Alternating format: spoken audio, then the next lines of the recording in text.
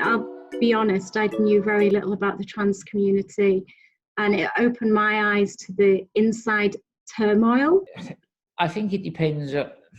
Everything changes. Like now, everyone knows so much about the gender dysphoria, and there's so much help out there. There's so much advice. Some is good, some is bad, but there's help there, and people are more acceptant of it. Though there is at this moment, it's crazy sort of backlash and attack from the right-wing press and right-wing people and certain feminist groups that are very anti-trans women. But overall, there's a lot more help, and a lot more advice and guidelines. When I was very young, there was none of that. And to be honest, I knew I was different, but I didn't know what I was different about, and I didn't know why I was different. I knew I was never gay because I never was attracted to boys, or if I'm honest, I wasn't attracted to girls either. And I was brought up in a very macho family, very working class, Irish dad, very sport-minded, and with two brothers. And it was very competitive. Our father liked us to really take part in lots of sports and watch sport. We were never allowed to help my mum in the house, which was crazy. My father would go, "That's a woman's job. My boys don't do things like that." And today, my father, up until he got to his 60s, maybe even a little bit, he'd never made a cup of tea. Never boiled an egg. Then all of a sudden, he started being able to get up and do his own breakfast, and I'm like, "Oh, the world's changing." My mum and my dad broke up. My dad went through both my parents went through a bad stage of depression because they couldn't handle the breakup, and then my dad came sort of back into my life. And he'd met a woman, and I think this other woman helped my dad. My mum again was very old, traditional mum from an Irish family. It was her job to look after the family, to make sure the dinner was on the table. And I think the new woman that my dad met, she was slightly different. Yeah. My dad was a little bit more. She was more, well, let's go out, let's do this, let's eat out. My dad started eating out more. But I think for the first time, he started flying as well. Life, and it is great that you live through all these different changes in your lifetime. My age now, I would have thought when I was young, my age, you were old, you was on your way out. But now I still think very young. I know, I'm literally 48 now, and I just think, God, where have the years gone?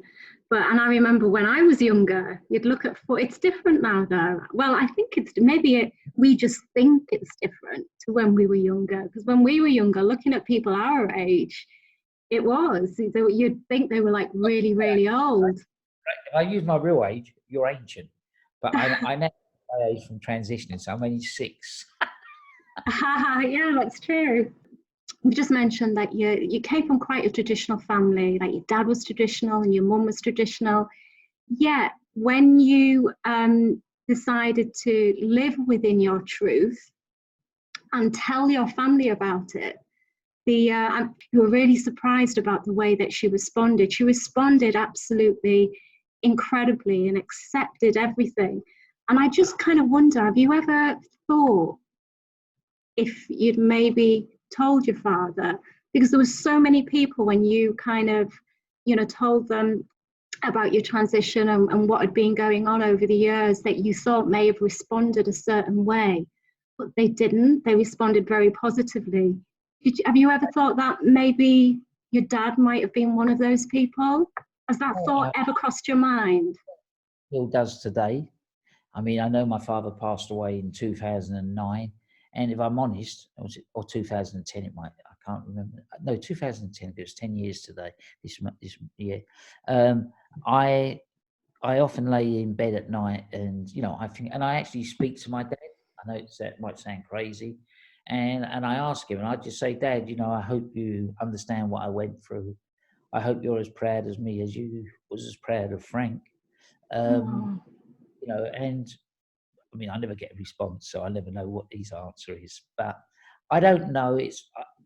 I've my mother says he would never have understood.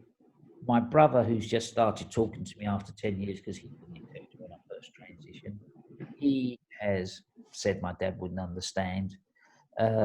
My other brother also says my dad wouldn't understand. And my dad's ex-partner, before she passed away, she said my father would never have accepted me or understood it, because she never did either. She could never accept why I transitioned. Not that I saw much. Once my father passed away, I'll be honest, I never saw much of her because my mother was alive, and to me she was my father's companion and partner.